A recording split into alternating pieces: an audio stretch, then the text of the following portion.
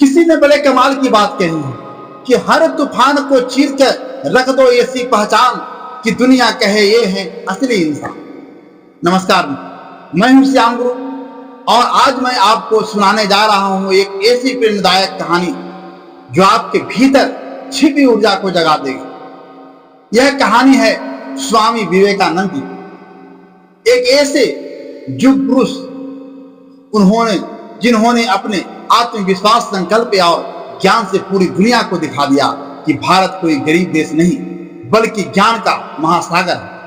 कहानी तो खुद ही जाग जा, फिर दुनिया तेरा इंतजार करे।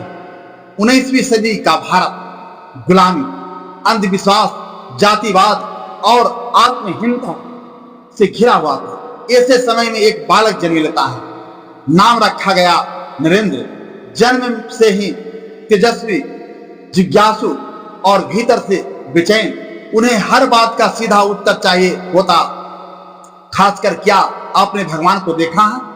वे कोलकाता के ब्राह्मण समाज, मंदिरों, पंडितों और साधुओं से यही प्रश्न पूछते, क्या आपने ईश्वर को देखा है? कोई चुप हो जाता, कोई किताबों की बातें करता, लेकिन कोई सीधे उत्तर नहीं देता। तब एक दिन कोई उन्हें कहता है, दक्षिणेश्वर जाओ, वहां रामकृष्ण परमहंस हैं जो अजीब हैं, लेकिन शायद तुम्हें जवाब दे सके।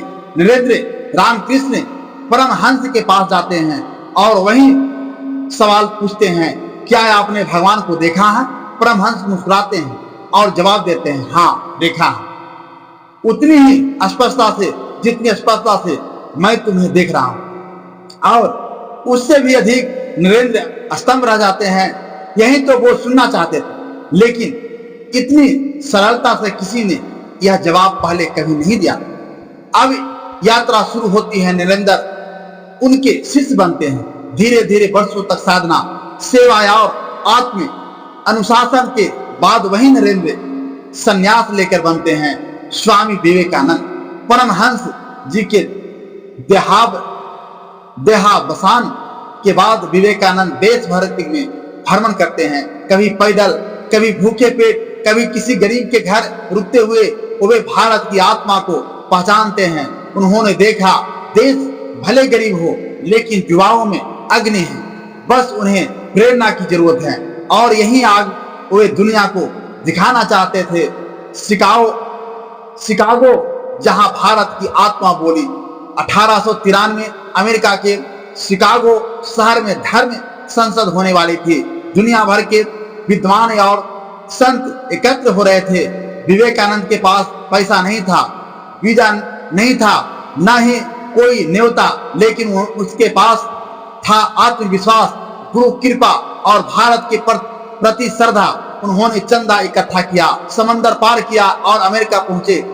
कई दिन भटकते रहे, दर दर की ठोकरें खाई, लेकिन जब मंच मिला तो उन्होंने वह इतिहास रच दिया जिसे आज भी पूरी दुनिया याद करती है। उनके पहले सब थे अमेरिका के बहनों और भाइयों। पूरा हाल तालियां से गूंज उठा।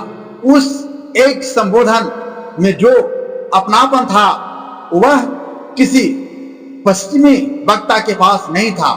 उन्होंने दुनिया को बताया कि भारत केवल सपेरों और जादूगरों का देश नहीं बल्कि उपनिषदों का देश है, जहां आत्मा को ब्रह्म मानने की परंपरा है। उन्होंने दुनिया को भारत का अद्भुत दर्शन दिया। उठो, जागो और तब तक मत रुको जब तक लक्ष्य प्राप्त न हो जाए। भारत लौटे तो लोगों ने पहचान लिया, अब वही भारत जिसने कभी उन्हें साधारण समझता था। उनकी जय जय जयकार करने लगा। युवाओं में जोश था। हर ओर स्वामी विवेकानंद के विचारों की चर्चा थी। उन्होंने रामकृष्ण मिशन की स्थापना की, जहां सेवा को ही धर्म बताया गया। वे कहते थे, अगर भगवान की सेवा करनी है तो पहले भूखों को खाना दो, गरीबों को शिक्षा दो। सीख जो हमें विवेकानंद से मिलती है। आत्मविश्वास ही सबसे बड़ी शक्ति है। जब आप खुद पर भरोसा करते हैं तब दुनिया आपको पहचानती है। कभी हालत से हार मत मानो। शिकागो जाने से पहले उनके पास पैसा नहीं था, लेकिन सपने बड़े थे। ज्ञान ही सच्चा धन है। वही उन्हें विश्व मंच तक ले गया। अपने भीतर की शक्ति को पहचानो, एक विचार लो, उसे अपना जीवन बना लो। यही उनका मंत्र था। मैं फिर से एक बार वही कहना चाहता हूं, ईश्वर की कृपा से मेहनत के बल पर कर दिखाओ कुछ ऐसा कि दुनिया करना चाहे आपके जैसा। धन्यवाद मित्रों, अगली कहानी में फिर मिलेंगे। तब तक याद रखिए, आपके अंदर अपार शक्ति है, बस उसे जगाइए और दुनिया बदल दीजिए।